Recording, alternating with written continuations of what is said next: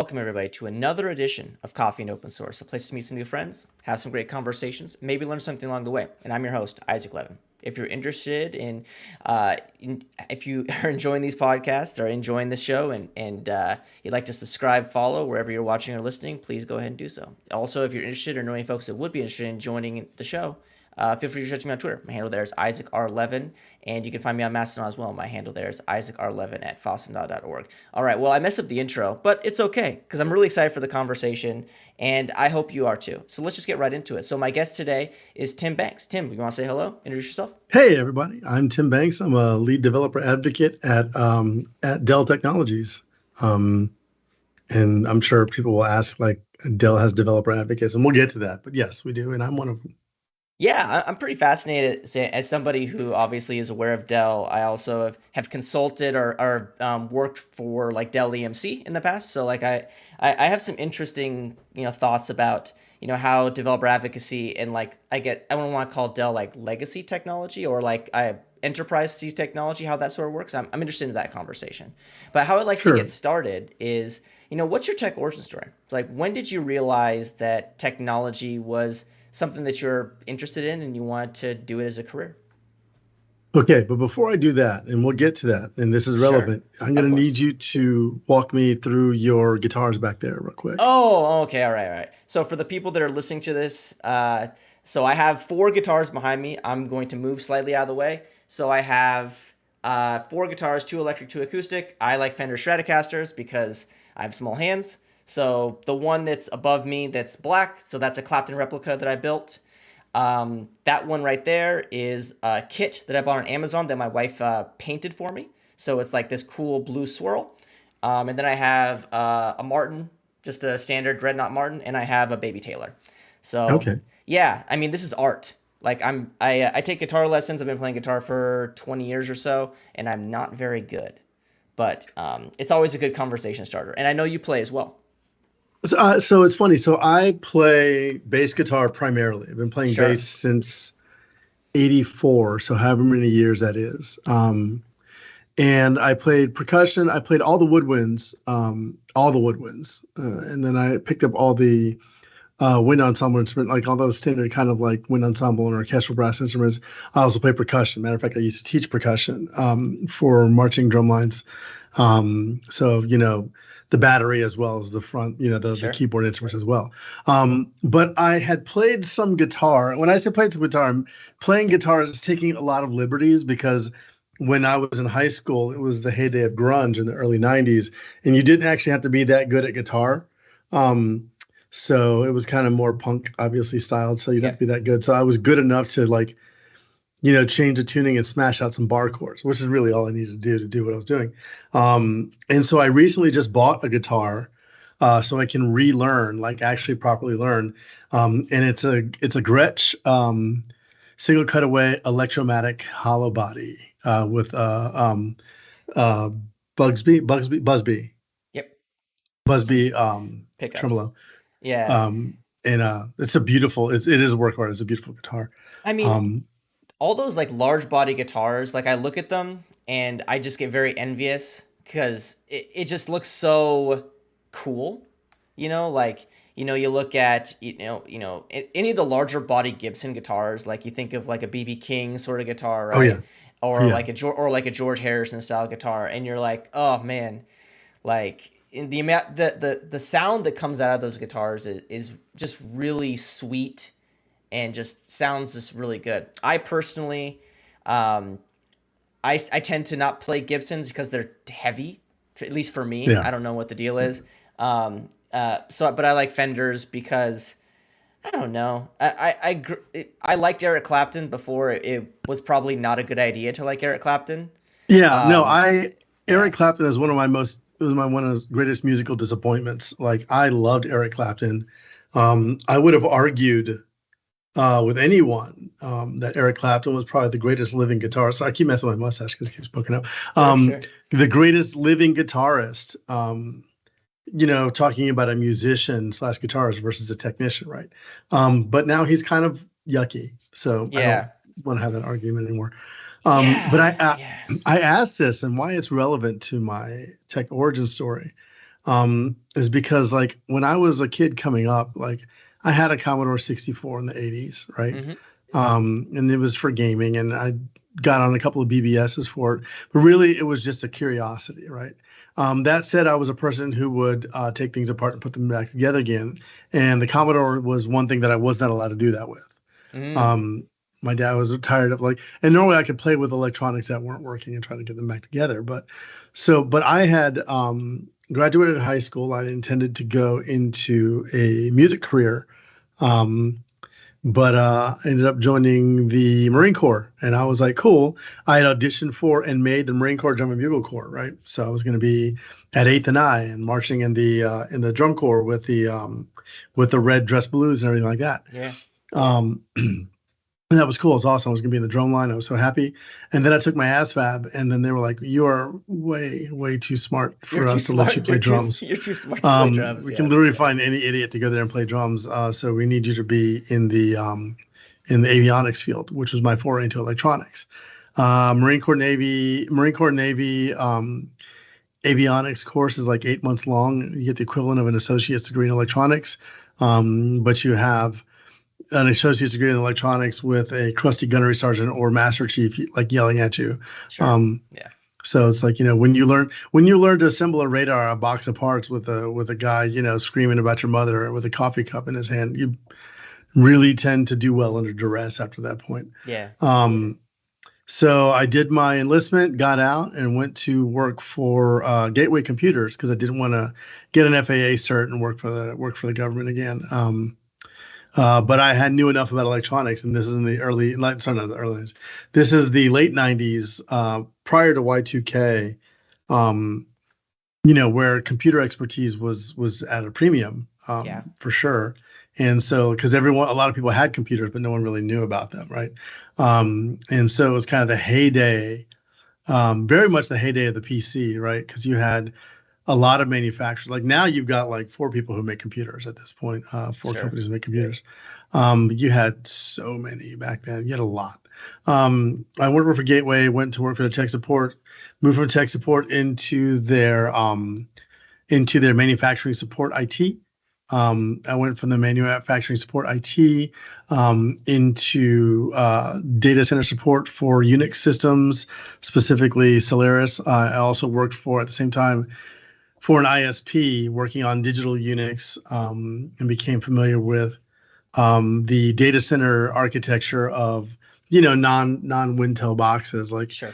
Sun Certified System Administrator, DEC Alpha stuff, HPUX boxes, IRIX boxes, by Silicon Graphics and things like that.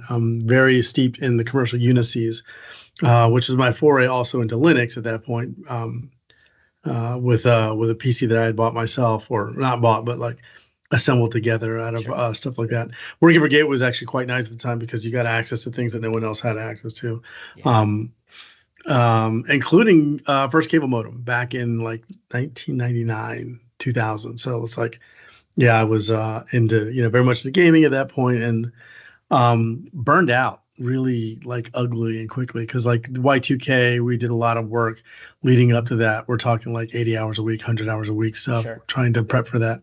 Um, and then, after that was kind of like, okay, cool. We're going to lay everybody off now, but I got other gigs, but still just increasingly like burned out. Quit tech, literally walked in one day, turned on my badge and left, and became a chef, which has nothing to do with tech, but I was a good cook and I had learned to cook a lot of stuff while I was in the Marine Corps. And I'm a quick self-taught person. I also had this nasty habit of waking up early and being on time for things, which was rare in the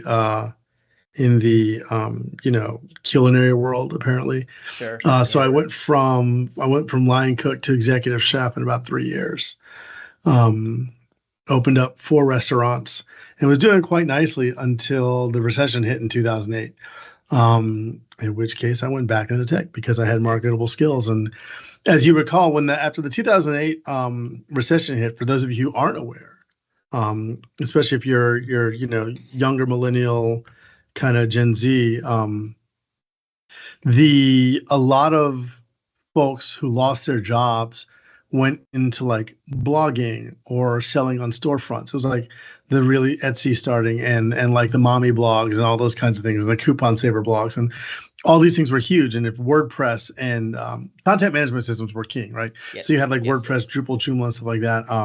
So I went to work for a lamp stack host, cPanel lamp stack host, um, in Virginia Beach, and really got into all that. But it was great because you learned Linux, you learned SQL, you learned networking, you learned scripting, you learned development of observation, all kinds of stuff like that, because you had to do it all, right?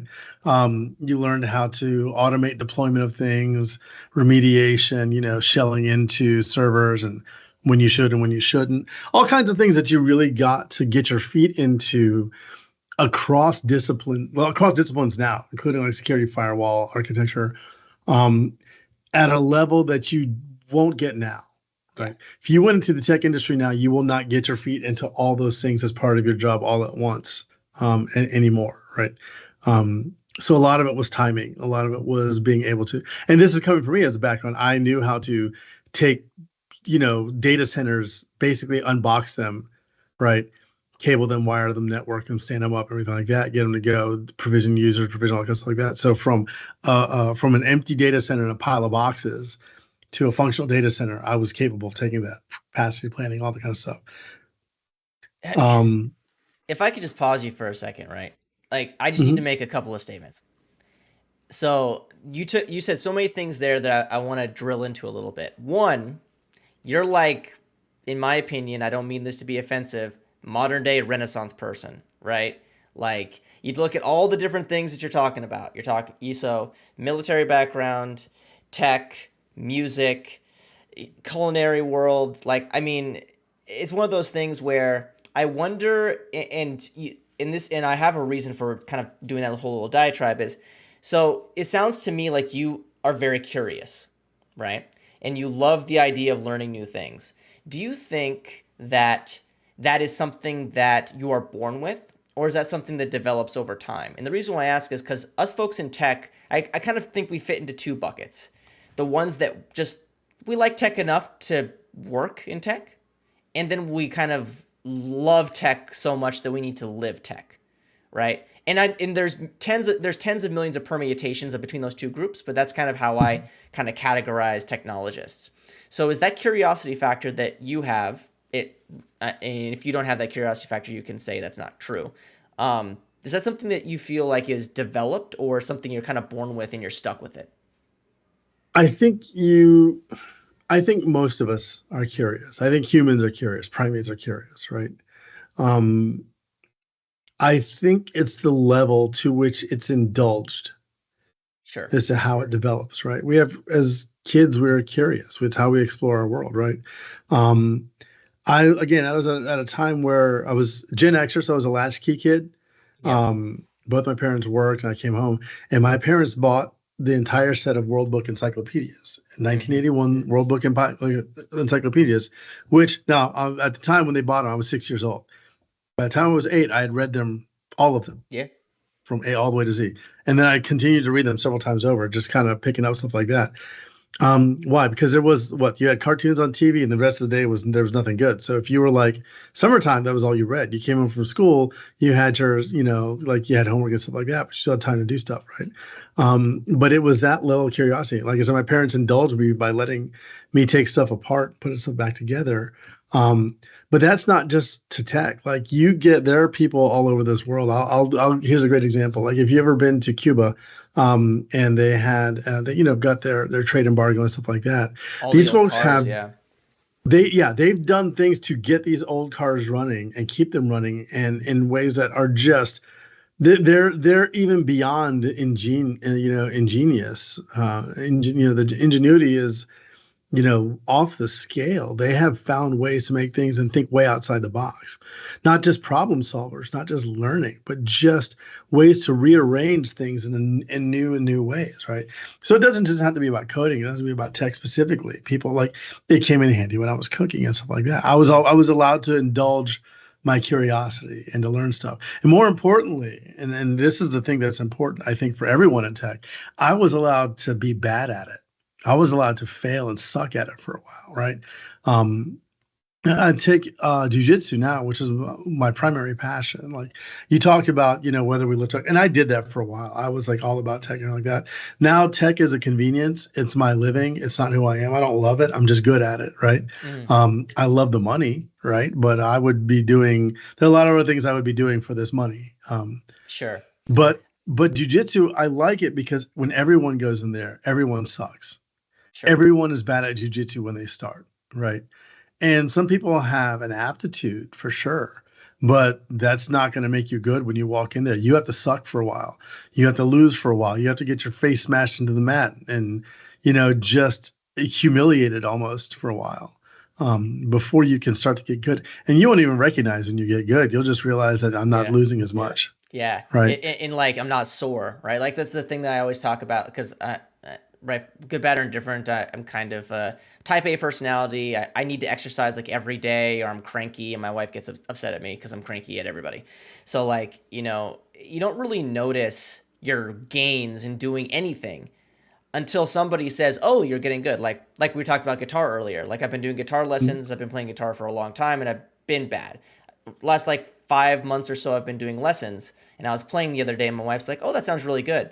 And not to say that my wife doesn't typically like the when I play guitar, but she never Mhm. goes out of her way usually to say that it sounds good. So that means that like Right. that's you need some sort of external feedback because internally like the increments are so small, you don't notice until somebody Mhm. says, "Oh, like you just benched a lot," or "Oh, you just threw that person." I don't know anything about jujitsu, so I'm going to use the No, word yeah, throw. you throw I think people that's in more. jujitsu. I think Yeah. that's more judo, right? But judo is throwing. Jiu-jitsu is throwing, I guess too. So jujitsu, so judo,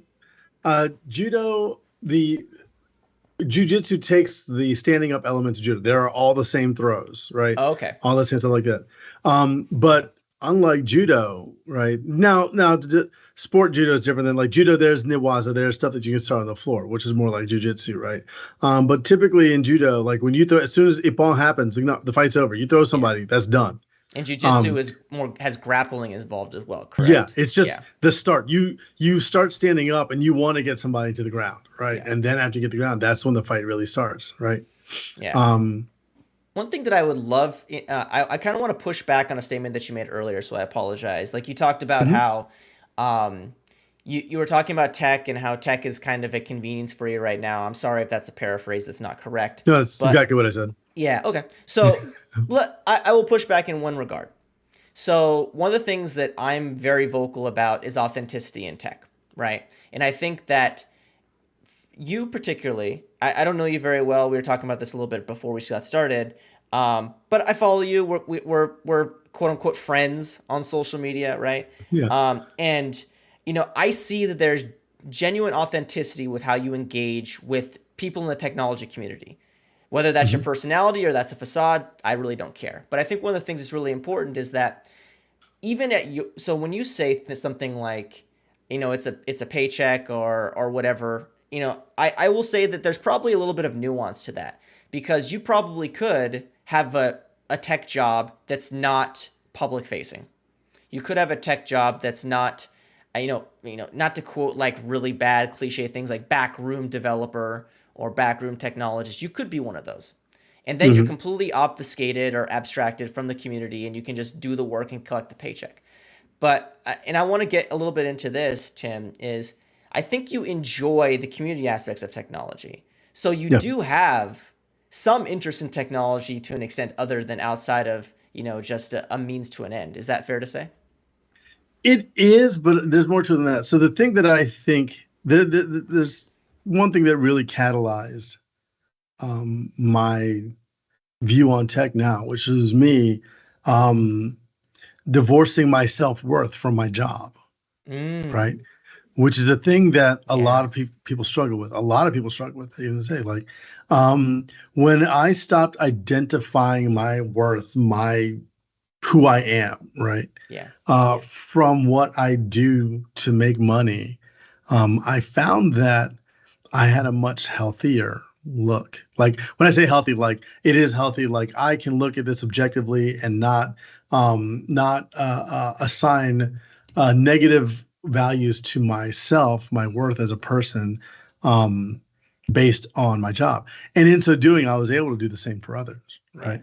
And I think that's what's important is because like when we look at developers or whatever like that, we see people that everyone thinks, oh, this person's really good at writing code, so they must be Mm. really smart at Mm. everything, Yeah. right? Which is asinine. It is completely ludicrous to actually It's, think that, it's right? quite true. Um, uh, but we do that. Why? Because we look at their value as a developer and assume that translates into everything else, and it doesn't, right? You look at people who worked in our industry who've been, great, great, I won't say technologists, but brilliant at, uh, uh, putting their fingers on keyboards, right? Yeah. But they're completely toxic to work with. They are a Yes. detriment to everyone around them. Um, that's not good. Why would we celebrate that, Yeah. right? And the thing that I found that was missing in tech was the humanity for a lot of it. Like if you look at like the startup life, the cliche startup life, even now you see founders. There was a post by some idiot founder who was like, "Oh yeah, well we need to get rid of the concept of work-life balance in startups." I'm like, no, actually Yeah. you don't. Matter of fact, if you cannot, if you and your people cannot compartmentalize the work you are doing, that's a leadership failure, Sure. right? I think Plain and there's always simple. And like, sorry, finish your thought. well, I was gonna say, I think when we look at it that way, right? When we look at not introducing, but reestablishing the humanity of what we do, right? Instead of automating interactions away and trying to find ways to not have to talk to each other, right? We see that the important thing that tech is the community, and that the things that we develop are for convenience, right? Yeah. Whether it's the convenience of having a paycheck, whether it's the convenience for the people that consume it for us, like digital assistants, TVs, whatever, right? The most I think the most I think benefit to the world that we got through tech was probably medical tech, Sure. right? Oh The yeah. rest of Yeah. it, Yeah. the rest of it, we were just fine without. You know what I'm saying? Like, Yeah. so with that context, like we really need to understand that the thing that's important in our industry is the people in it, not the code. I mean, I wholeheartedly. So I'm gonna I'm gonna rant for a second because Sure. I agree with everything you just said, and I think one of the things that I struggle with personally is I do tie both of my identities, right? Like my work and my personal identity, my life and work, because there is something to say, and I don't know if it's whether I have some flailing bout of narcissism or I like attention or whatever it is, where I feel like that my popularity or my visibility is directly equated to my self-worth at times. And I really appreciate you kind of saying the abstracting or the cutting away of those two things. And I think one of the things that's very interesting about what you said specifically is you can do all these things very well, right? Like you can be in tech, you can be a pillar of the community, but you can just like it as a job too. And I think one of the things that's very interesting, specifically that you said, it kind of comes back to, I don't know if you had this exercise when you were in middle school, but I did. It's like, oh, like if you were to win the lottery or you never had to worry about money or you moved to Europe, you didn't have to worry about healthcare. Like, what would you do? What would you do? Like, and I always answered honestly, like I would probably, work in tech or play around with technology. I'm a naturally curious person. I love to tinker. Similar to you, I took apart remote control cars, took apart VCRs, took apart all sorts of things to the lament of my parents who would just say, "Fix this now." Um, but so like I don't know any different, right? And sometimes I think like, oh, like is this a healthy thing? That I like this field, I like these sort of things so much that I can't fathom a world where I don't do it, right? And I'm not to say that I'm envious of you, the fact that you have all these other activities that like if I could make a living doing jujitsu, I would make a living doing jujitsu that is comparable to what I'm doing in tech, right? Hmm. So I guess, and the reason why that whole rant is this, I wanted to come up to this one question is, do you think that there is a healthy way to be obsessed with something, because I think at times I feel like I'm obsessed with technology. And, you know, I'm curious to know your thoughts about obsession in general. As somebody that I have ADHD, so I hyperfixate on everything anyway. But, Same. like, is there something about hyperfixating or obsessive compulsing on something and it being unhealthy if it directly correlates to you living a good life and making good money and being able to provide for your family and it doesn't affect your work life balance and blah, blah, blah, blah, blah? I know that was a really long winded question, but I'd love to get your thought. So I think the short answer is obsession. There's no healthy obsession, Sure. right? By definition, obsession has to be unhealthy, Yeah. because you are doing it to the detriment of something else, Yeah. and more so uncontrollably, Yes. right? So you are not. There is a loss of consent almost with obsession because you cannot control it, right? And that's why it's a problem, right? Whether it's an addiction, whether it's a mental obsession with a person, with an activity, parasocial obsessions, things like that. Like there's no healthy way to have that, right? And so I think when we talk about where we are in tech and how people in tech kind of get to where they are, there are people who are absolutely obsessed with tech. Mm-hmm. And those people who are typically obsessed with tech, they're not great to be around, right? Because they don't understand people or they lose their empathy for people because they do not share that same obsession, right? And that's a problem. You know what I'm saying? Like yeah, there are good things that they do in the sense strictly for the technology, but when you lose the community, when you lose the empathy, when you lose the focus and the not the focus, like when you lose the context of what we're doing and why we're doing, that's never good, right? And I feel like we as an industry, we lose a lot of context because why? We're talking about, I want to have a great lifestyle. I want to have, a lot of money. Don't get me wrong. Like we live in a capitalist society. I want this Yeah. lifestyle too. It's real nice, right? Yeah. Um, but like, and it's more complex than that for me. I think for me being, I'm a descendant of slaves. I'm going to be the first one in my family to really have some generational wealth, right? And that's important, right? I would love to be able to do this necessarily, without having to eat all the crap I've had to eat in my life and stuff like that. But it is what it is, right? But that all said, right? Um, but like the stuff I built, it's not there anymore. Sure. They don't use the ETL pipelines that I built. They don't use all that stuff. Got tech. The tech we build is so fleeting, and it needs to be because if it's not, then we got problems, right? Yeah. Um, Kubernetes wasn't a thing really 10 years ago. Might not be a thing 10 years from now, right? The your GitHub commits will become irrelevant over time, you know, and you have to do new things, right? It'd be the same thing as people resting on their laurels for stuff they did in high school, right? Uh, that's all well and good, but like, what do we do in tech that's meaningful? It's not our fingers on the keyboards, right? It's our interaction with people. I'll take for example, great examples, Chris Nova, right, who passed Yeah. recently, right?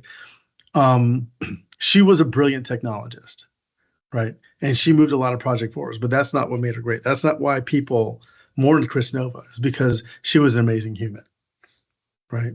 Yeah. She was kind. She was smart. She was helpful. She was there. She was present. She was a pillar in the community. Right. And that's what makes the difference in people. Same with like people like Kelsey Hightower, Ian Coldwater, Ashley McNamara.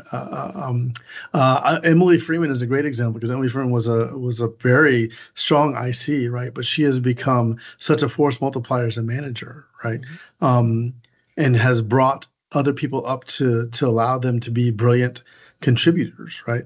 And that's what's important, right? It's not my blog or it's not my demo I did, right? So I want you to look back here. I've got, for those of you who can't see, I've got a rack of medals Yeah. on my wall. These are all jiu-jitsu medals. These are, some open, some world championships, some Pan American championships, American national championships, right?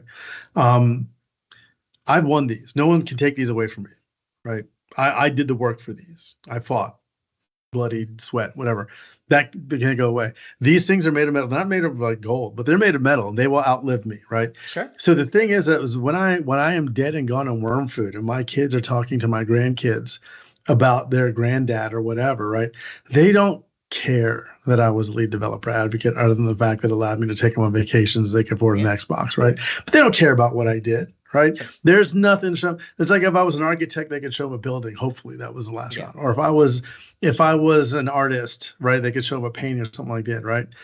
But when it's all said and done, right, this is what they're going to show them, right? These medals back here are going to outlive me. They're going to be a momentum of like, yeah, your granddad was a jiu-jitsu champion. He did all this kind of stuff like that, and he, fought here. And this is this medal for that. Like they'll know that because it's printed on the medal, right? Yeah. This is an actual achievement and accomplishment that can be celebrated far past my own lifetime, right? Sure. What are we doing? What are we doing in tech, like individually? Which GitHub commit is going to outlive us by, 50 years? Sure. And who's it going to be important to? Yeah. I mean, there are some cases where technology transcends history, right? Like, I mean, look, I'm not trying to push back. I totally agree that in 5 years, who gives a shit, right? I totally, in 10 years, in 100 years, who gives a shit? There are certain scenarios where that's not the case, right? Like, and you know that Right. for instance, when the Apollo mission code gets posted on GitHub, like that is something that's going to live forever, transcend time, blah blah blah, right? Sure, GitHub might sure. not be around in 100 years, but someone will be able to go somewhere and say, okay, how did they put people into space? Like that's around forever, right? And so this is what I like about this thing, right? Apollo mission was nobody's. There's no person you can say even it doesn't matter Oh, except sure. for really Neil Armstrong. It was a national and dare say a multinational, international level contribution, right? Hmm. From people who were doing the computer math, the people who were like a lot of the parts on the rocket. And I don't know if you've ever been to the Johnson Space Center in Houston, right? He said a lot of the parts like the manifold were handmade, Yeah. no computer aided. They No. were made by hand, right? In the That was 50s, artisanship. there weren't computers smart enough to do literally anything. Like, Yeah. I would imagine that if somebody was to go through the exercise, Mhm. and it's probably been done, like SpaceX has probably done something, but if you were to look at the code to launch something to space with like SpaceX and look Mhm. at the Apollo missions, you're probably looking at, you know, ridiculous magnitudes of more complexity, right? Right. But the code, there's probably less code Yeah. because of technology being more advanced than it was 70 years ago. Yeah. Um, Good. And so when we look at these things, though, what we're talking about is the coming together of all these different concerns and abilities and craftsmanship down to the people who are sewing the flags, people who were, Hmm. putting together the spacesuits and stuff like that. These weren't all people who are writing code. Yeah. These are people who are just really good at sewing sometimes, right? And so like that's the community. That's the thing that the community built in that at that time, right? Now, community defense contractors, sure, we can argue about that, whatever. But in the end, it was the pièce de résistance of tens, if not hundreds of thousands of people, right? And that's Yeah. what I think makes it such a great human achievement, is because it is humanity that escaped the bonds of this terrestrial realm and put us on another heavenly body, Yeah. So not what an you're individual. so what you're saying is that my really sick Helm chart that's going to deploy my Kubernetes clusters into AKS isn't that important, is what you're trying to say. No, it's not, and that's okay. No, It, I totally agree. yeah, I get, yeah. And you said something as well that's really important is like, when we're worm food, right? I think one of the things that uh, I maybe get hung up on, I think a lot of people get hung up on, to a detriment, is like legacy, right? Like you talked about mhm, legacy a little bit in physical materials, right? You talked about like your metals or, things that you leave behind for people to see in the future to remember you by, right? And as somebody who has gone through like the experience of trying to figure out where they come from, I don't know if you've done this, I'm Jewish, so like a lot of my family is like untraceable, like past like the 20s or the 10s. Yeah. Yeah. Um, so one of those things where it's like trying to figure out like where you come from is very fascinating to me because unfortunately there wasn't technology around that allowed us to continue our legacy. And sure, like some civilizations have done way better at this, right? Like, being able to document people and document places and document ancestry. But in some cultures, it just, unfortunately, some of it was taken away from them, right? And I think one of the things about Yeah. building legacy that's interesting is like our families, and I mean ours and not you and me, but in general, our families, we typically don't know anything about people in our family that lived 100 years before us, more than likely, right? Yeah. And the question becomes 100 years from now, are our great, great, great, great, whatever great grandchildren, are they going to be aware of us because there's more technology? Do they care? Are they worried about the sun hitting Earth? Like, I think about this all the time, right? Where it's, are the things that you're doing today, like we always talk about, oh, build for the future, blah, blah, blah. But is it the future, or is it the immediate future? So it's funny. They in business, the future for most businesses is the next quarter. Not even. Like, it's May, like in the next, may, like, yeah, it's in the next, like, 60 days, not even the whole next quarter. sprint. Yeah. Yeah. Yeah. Um, and I think it's interesting because I do think like the things that we can, especially for me, like I said, Descendants of Slaves, like we were not allowed to keep a genealogy Sure. Yeah. because you couldn't write. Um, and so like for my family, the most recent, the oldest record we have is from like 1850, right? For Mm-hmm. someone who was a freed slave. Um, and before that, it's gone. So like I look at people, it's like, oh yeah, my family came from here in England, and I'm like, must be nice to be able to do that, right? So I do think about what we have. And I've got like pictures of my, great grandparents. I got like my grandfather's pistol that he used in the army. Like, just these things because they are mementos of a thing, right? And you can talk about it. It's a physical reminder. It's like a symbol. Like we do give ourselves physical reminders to tell stories for later on, right? And that's important for us to understand who we are. It connects us, right? In humanity, it's like what connects people. Like it's their stories, right? Just like you and I are talking about our stories right now. That's how people connect. That's why we have language. It's for us to tell stories to each other, right? Um, and so when we talk about what is it built for the future, what is the story we're going to tell for the people coming back, for us? Well, I mean, documentation, Mm-hmm. right? Like you can't expect for me, for anyone else to know my mind or what I was thinking, right, beforehand, right? And so, like, if you go back and you look at the things that folks have done, you're not going to have context unless you write it down, Yeah. right? Um, and so like, yeah, we wrote down like genealogy. You write down like dates of these things and things like that. Why so you have context for things that happen, right? It is documentation, right? If you're building for the future and you're writing code or developing an architecture, or whatever, you have to document it. You have to think about what your thought is, and not just like this is how you do this, but why, right? Yeah. Because why matters. Context for me is more important than the actual thing you're doing, right? Because if I understand what it is you're trying to do, I might be able to come up with a better way. Or I'm not going to try and think I know better than you and try and reinvent the wheel when in fact the wheel is perfectly fine, right? So I want to know not just what you did. I want to know why you did it. It's how we Yeah. learn, right? Like when Well, when my kids when my kids do something wrong, right? The conversation I have with them is always, why did you do that? yeah. What were you thinking? Where's the intention? Yeah. Yeah, yeah. Where did it? At what point did this seem like it was a good idea?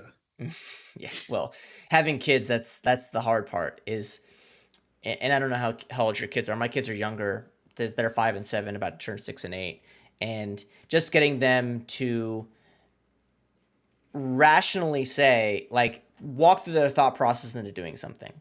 Like that's always what's very interesting to me. And as somebody who at times struggles with that as, a late 30s adult, like I empathize a little bit, but it's still not frustrating, right? And I think one of the things that is interesting as we kind of circle this human dynamic back into technology in some way is, you know, we want to make sure that this next generation or this next age of developer or technologist is in a better position than we were or people before us were.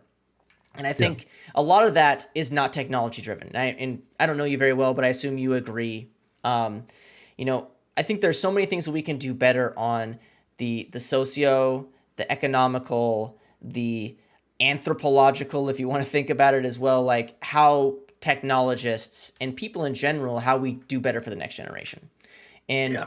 I'd love to kind of get your thoughts and, knowing that we don't have unlimited amounts of time, like what are some of the things that you're seeing as good trends in tech? Because I think we focus a lot on the bad trends in tech, right?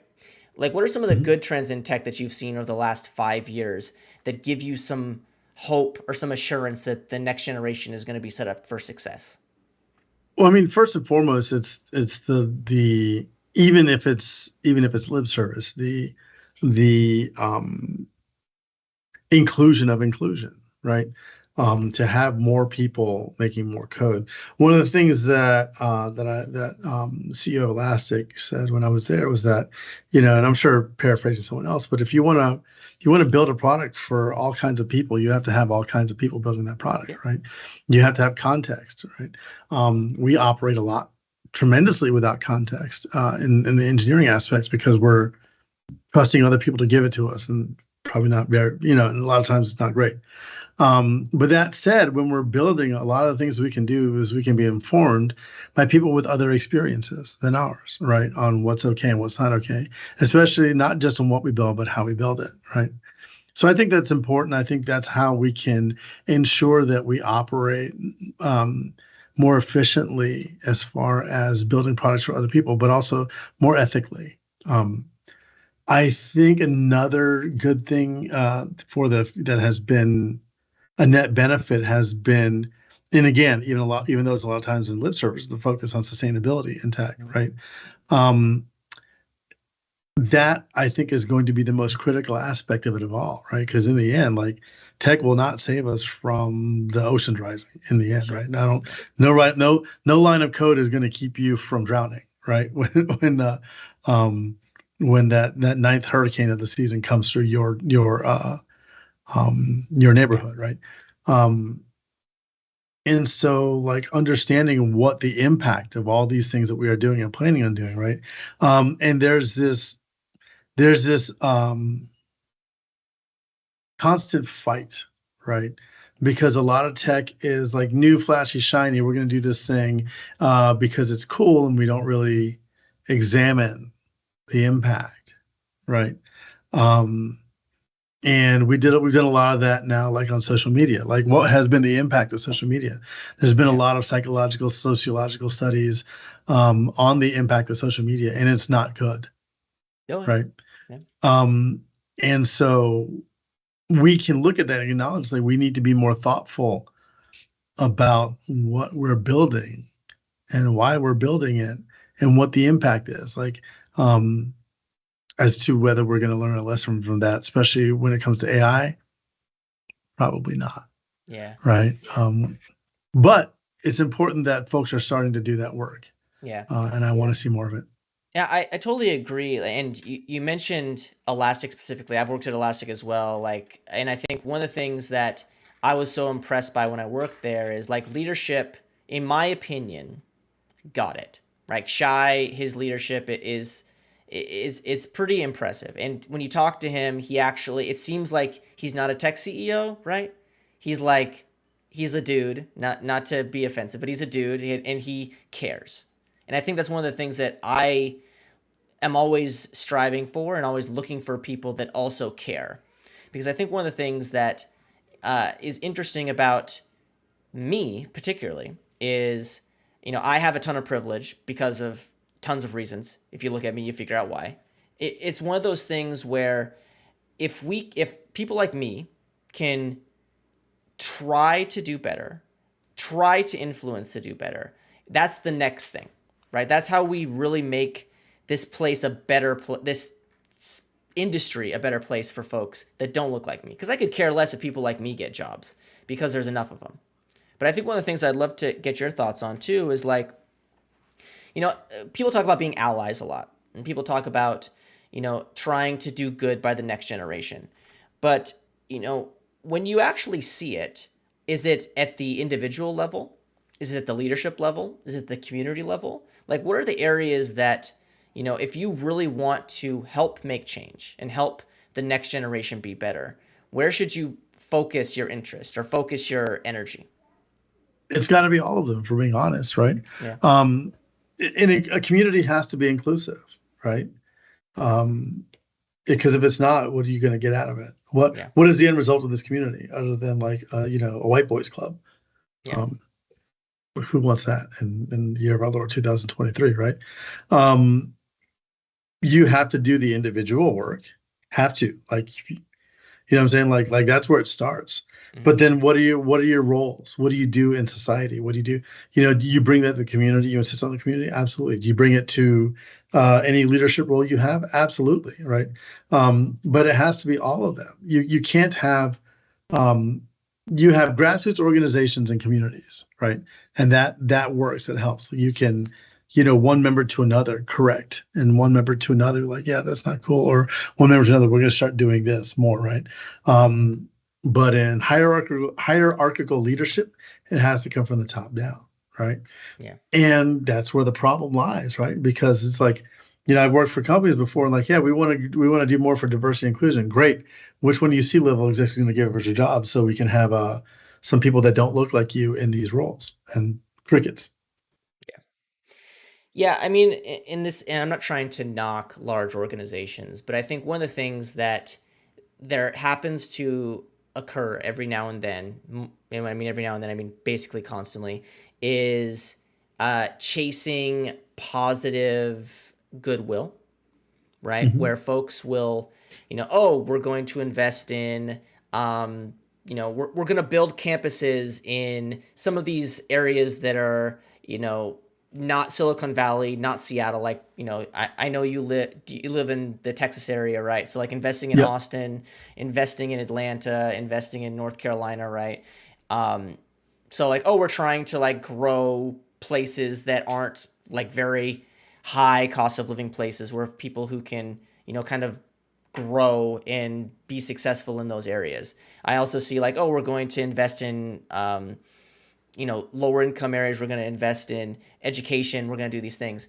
But I feel like sometimes the announcement is one thing and the delivery is another thing. And sometimes they're not completely aligned because of extenuating circumstances or whatever. It's a Or very diplomatic way of putting it. I'm trying to be very diplomatic because I don't know, everybody's listening at all times. But my point being is that, you know, obviously, let's be clear. Companies, their primary agenda is to hit the numbers for the quarter, right?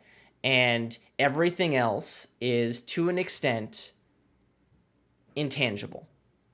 Mhm. So how do we putting pressure is not the right word. How do we attempt to make industry care so much that it almost matters as much as the financial side of it, or is it not a thing? And I know we're getting to this So, like capitalism, consumerism thing, right? If we talked about Chris Nova earlier. If Chris was listening, she'd probably be like, "Yay!" But like, I mean, I'd love to get your thoughts. so to be clear, right, and to be very, very transparent about this, right? Late stage capitalism will not allow a company to do anything but what the investors want, Hmm. right? Period. That's the end of it, right? Um, and so you're either going to have a company or a group of companies, especially influencer companies, that are okay with giving the middle finger to investors and saying, sell if you want to, we'll buy our own stock back. That's fine, right? Because we're profitable, right? And as long as we're profitable, we don't need to appease investors, Sure. right? um, which would be brilliant, and that would be leadership, like actual capital L leadership, right? To say we are interested in doing the right thing, and we can do so profitably. And if you don't want to be on board with us, that's fine. Just sell us our stock back, and we don't care, right? Go invest somewhere else, right? I would love to see that. That's what it's going to take, but that's not what's going to happen. Yeah. In the end, right? In the end, as long as we are in the societies we are, where everyone is chasing the acquisition or chasing the IPO or chasing earnings per share or whatever, there's no way to make that uh, sexy to investors, Yeah. right? Because investors don't care about that. Mm-hmm. So how do you do that, right? The end is to become the investors, right? So, Mm-hmm. and that's the hard part. We need to enrich people so that they can invest ethically and in companies who are doing the right thing and keep their money in them, right? But the main problem is that you have a very small pool of very influential investors, right, who are making it such that this system will not ever do the right thing.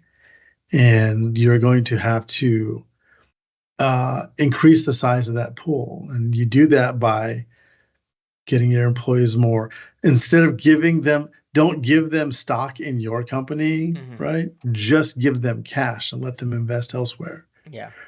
Right? Um, or to have to create funds, essentially nonprofit funds, just to give money to just to invest in companies that are doing these things, right? Dangle these carrots out in front of them, and say like, look, we're investing and we're fine with doing it as long as you champion these initiatives. You will always have, we will always have this money and you will reinvest it, reinvest it, reinvest it, right? Um, but that's what it's going to take. It's either going to take, we either have to game the system or get the guillotine. Frankly, I'm Mm-hmm. okay with either. That was a very diplomatic way of saying just end it all. But I mean, obviously, all jokes aside, I agree. I think one of the things too that's really important to call out is that there are some companies that are doing some good things, but I think the overall opinion that I have, and I don't know if you would agree or not, is that there's always more to do because Absolutely. the work's never done, right? Uh, Yeah. until we have a situation like I joked about medical benefits earlier, right? Like until we have situations where people can live comfortably without being afraid of losing a job or going into debt or all these things, you're never going to have like the society that we all deserve as human Right. beings, right?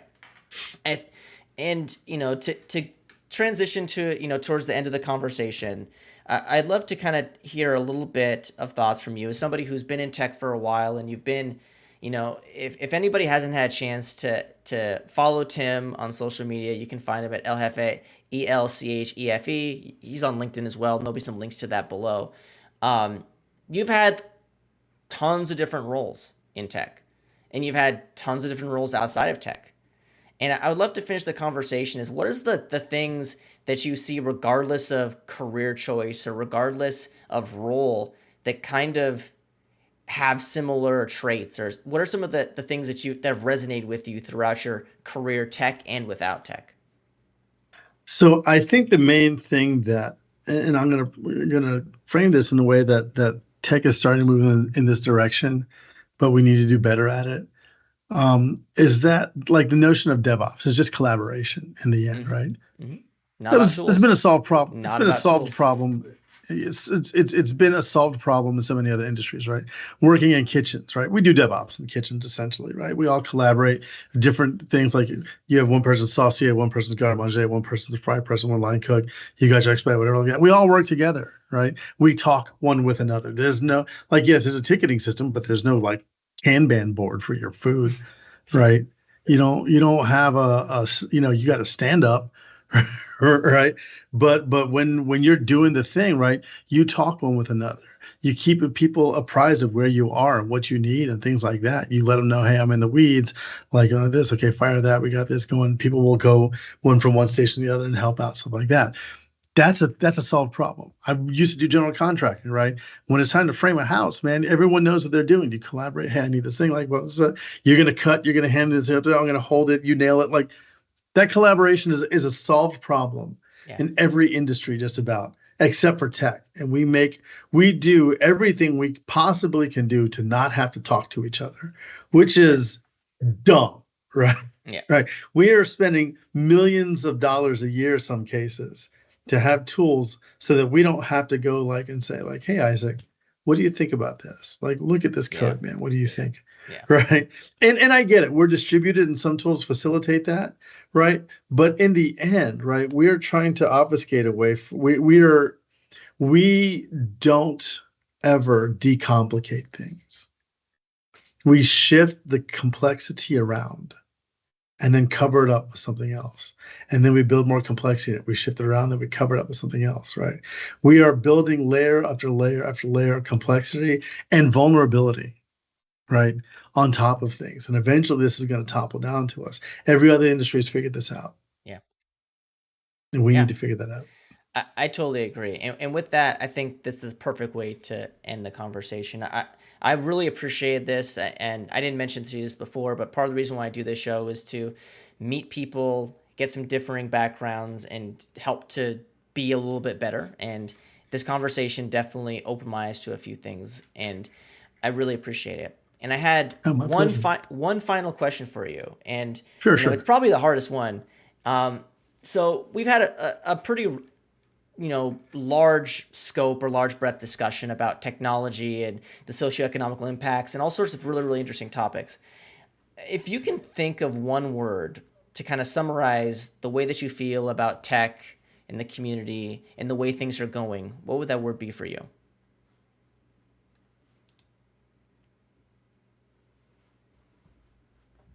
Can I give it You can two cheat. You can words? cheat. You can cheat. Yeah. Cautiously hopeful. Cautiously hopeful or cautiously optimistic too. That's a good one too. I think we've gotten a Yeah. little bit of both, and I think I totally agree. And I love this conversation, and I thank you so much for taking the time to chat with me. And before we sign off, did you have any parting words?